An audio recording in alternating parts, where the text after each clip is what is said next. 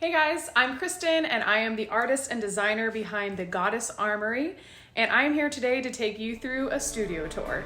Let's go.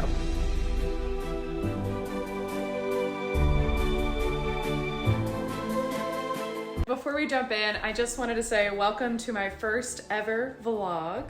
I've been getting a lot of inquiry about seeing more behind the scenes of my work, my life, so this is kind of like a slow introduction. I have an extensive background as a professional artist doing large-scale installation and sculpture work, and the Goddess Armory was kind of a infusion of that and a little bit of boredom during 2020 and my love of fantasy and costume. So here we are 5 years later with my bespoke, engineered, hand-knotted macrame armor business, which I love so much. I just want to take you guys through the studio, which is in my house. Kind of show you a range of all the different tools and materials that I use for people curious in the cosplay world. All right, let's take a look.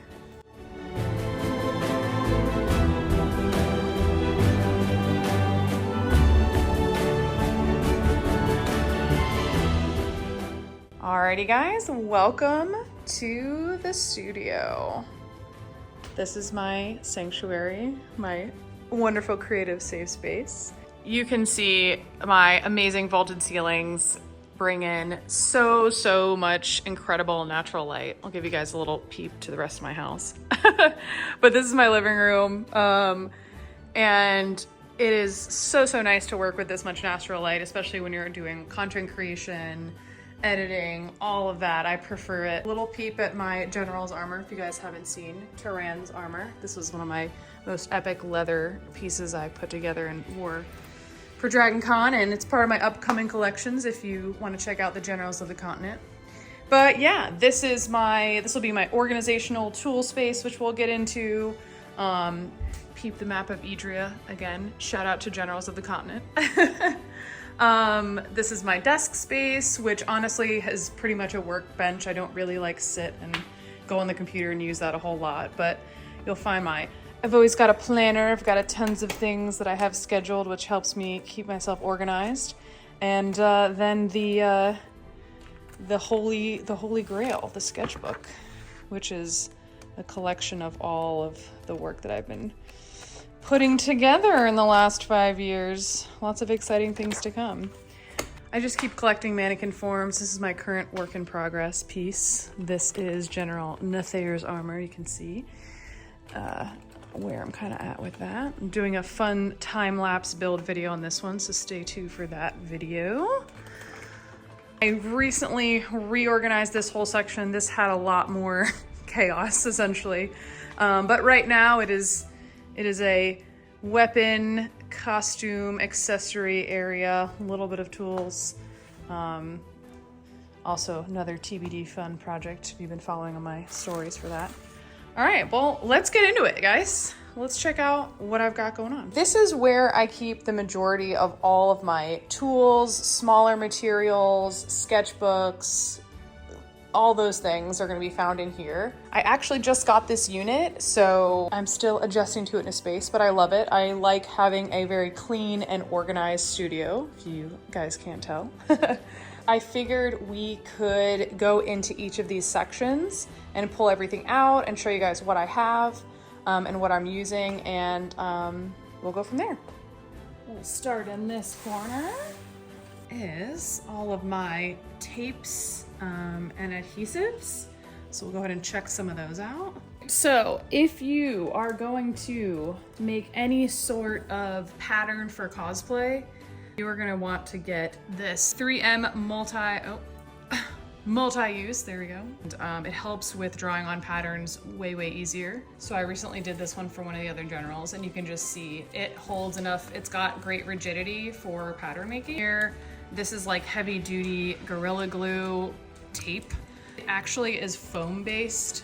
It's good for like some like other prop accessories and things that you need to connect that are foam and a little bit more lightweight. This is one of my holy grail products.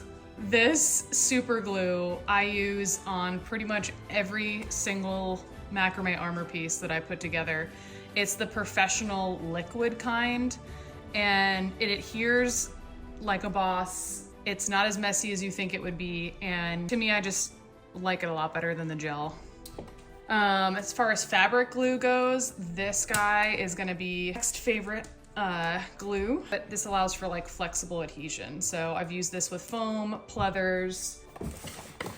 I just got one of these and I am so stoked about this. This is for chainmail. This is my like actively using chainmail, scale mail. These are the pliers that I like to use, that I've literally had these for years. These are ergonomical and they're flat tipped. People have preferences on like what kind of pliers they like to use, but you want to get ergonomical ones because they are going to save your hands in the long run. And I've used these with steel, aluminum, riveted chainmail, you name it. But this thing is really cool because I store all of my extra bagged chainmail in here and scale mail. Still got a lot of riveted ones, kind of keeps it all organized.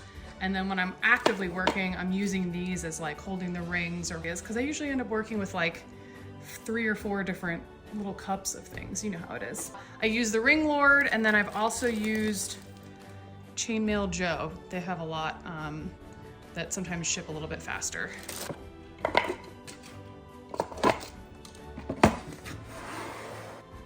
Let's pull these out. These are some tubing beads, 2 different kinds that I've used in some of my macrame work, my armor work. Got some hardware tools in this guy. This is, yes, a dog brush, but I have used it for brushing out or creating texture on cotton-based cord or EVA foam. These are just really big pliers, but I'll cut armature wire. If you're working with some heavier duty stuff, these are good to have. I've got regular pliers in here. I've got needle nose. This ancient looking thing is to use for riveted chainmail. You can kind of see if it'll focus. There's a little hole in there for the riveted one. A box cutter and extra blades. I have so many chainmail supplies, so I've kind of tried to keep these near each other. But here is another section of more chainmail supplies. Right, this drawer, I was actively using it this morning, so it is a little bit more messy than it normally is. My heat gun is plugged in because I was working with Warbla. So this is my heat gun. It would normally be unplugged and just put in here. Let's take all this stuff out and I will show you what I've got. My current Warbla scraps are just tucked on the side. Again, not ideal. Odds and ends things that I have used. These are generally for like jewelry making. If you wanted to attach anything or glue anything, these flat surfaces allow for that, and then you can thread it through something. So if you sculpted something small and you wanted to put it on a necklace, you could super glue it to the back of this and then attach it that way. These are just like a puncture version of that. They're really flexible and bendable. These are different little grommeting kits, which I've used a million times for a ton of different things. These are 2 different styles of grommets. These are your traditional, like, you're trying to make corset holes, you're gonna use these. It comes with the hole punch and then the mechanisms to go ahead and like punch the metal grommets onto either side of the fabric in one go. These are button grommets. Same concept, you're just adding a snap button to it. Foam, fabric, leather, I've used them for. These are rivets, so similar to the grommeting style buttons and snaps, but these will just give you like a solid end cap. I'll open this guy up because you can't really tell. Added attachments, you can add all these little kinds of spikes to any of your cosplays. It's a thread-based system instead of a grommeting system. Hi, Pupper, what you doing? I'm the queen of cord, but it always is good. I always have some sort of twine hanging around. I also, since I've done minimal leather work before, these are letters that you can stamp into. So in here we have all of my drawing tools. So here are some of my ink pens. I've been using these since undergrad and grad school. Like, love, love, love this brand. They're the Micron pens, and they usually come in sets of a bunch of different sizes. So always good to have some Sharpies. All right. Color pencils. Love Prismacolor and Arteza products, both. This is their jumbo like metallic colors, and these are just like a standard 24 set. Really good quality, sharpens really well, lasts a long time and doesn't break. Not a drawing utensil, but the color and the size match, so I had to put it here. These are just little wax melts for wax seals. And then these are cool. These are watercolor brush pens. So sometimes I like to sketch on mixed media paper, and you can manipulate water, and it's kind of an easy way and quick way to do watercolor.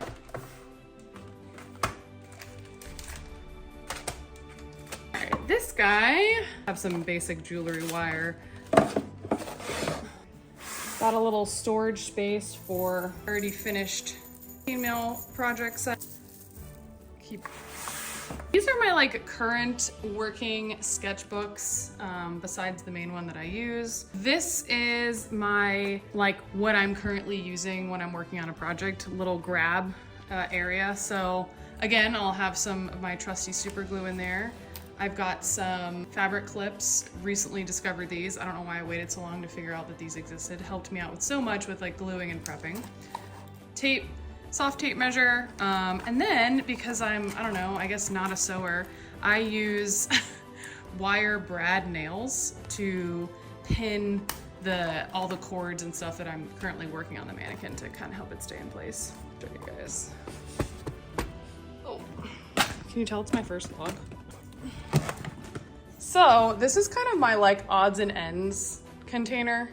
There will be rings, buckles, are like weird beads in there. I have random thread. I'm sure there's more in there than I actually realize. Just tiny accessories, crystal, bone beads, thread, more stuff.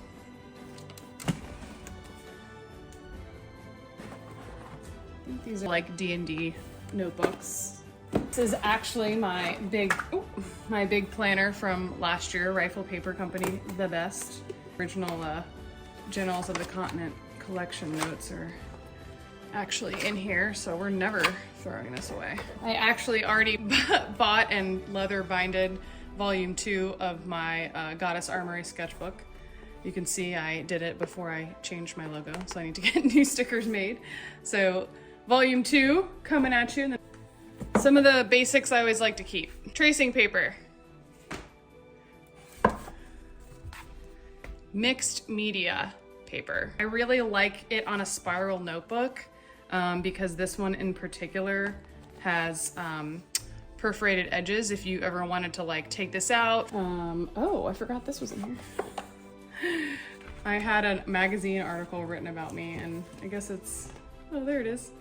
Life and Work with Kristen Ryle. This is, you can kind of see some of the older images that I did, and that's the back. Fun little interview. Watercolor paper. I just love arches. This was specifically for a different project, acetate paper, if you don't know what that is. It's like a plastic-based paper if you wanted to do like layering type of sketches. Vellum is kind of the same way. This is like the architect's paper. Oh my gosh. This is what I lived on in grad school. See-through, but not too see-through. Has an interesting texture to it. Has less opacity than the acetate would. And always good to have some grid paper in case you needed to draw something to scale for realsies and do some math. We skipped over this guy. All right, so I also use, this is kind of like a random assortment of things. I bought these for a different project. They are TBD, some wire masks, really bendable.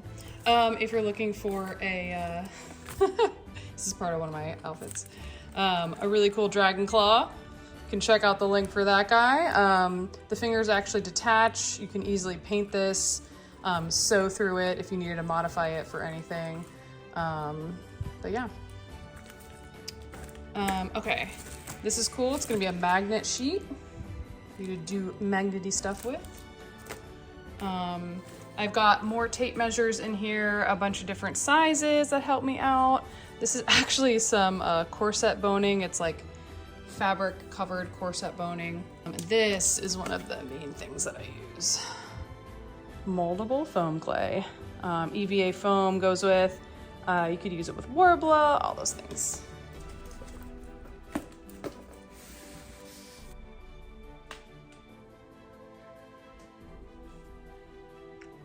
Moved my mannequins out of the way for you guys. This is a very important corner that you couldn't initially see.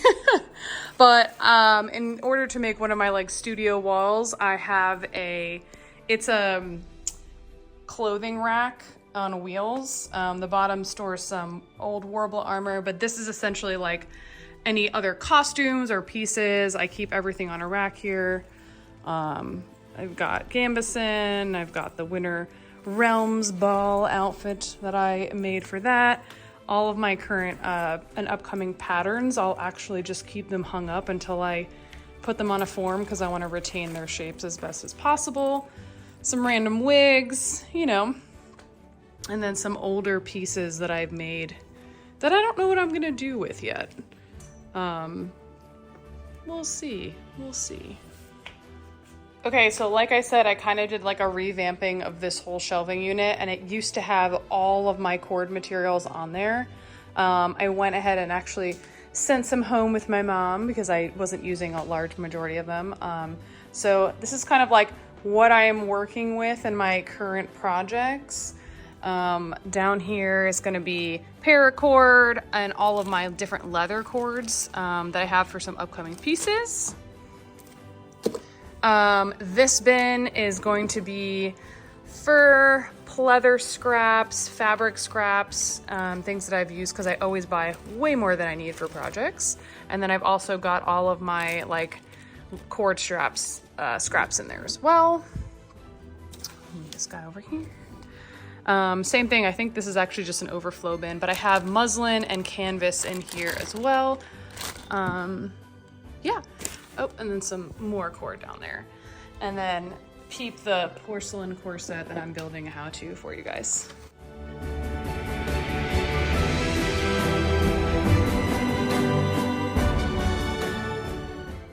Stick around for a part 2 version of this where I show you guys some of the costume pieces and accessories that I've gotten for Ren Fair, for cons, any other cosplays on a budget, because we need those. Well, thank you guys for joining me on my first ever studio tour. I hope you got something out of it. I have put all of the links to all the tools that I showed you guys today in the description, so if you'd like to use any of those to help you out on your cosplay journey, check those out. Before you guys go, make sure to like and subscribe and follow me on my other channels. I'm really active on Instagram and TikTok, and can't wait to show you guys some more.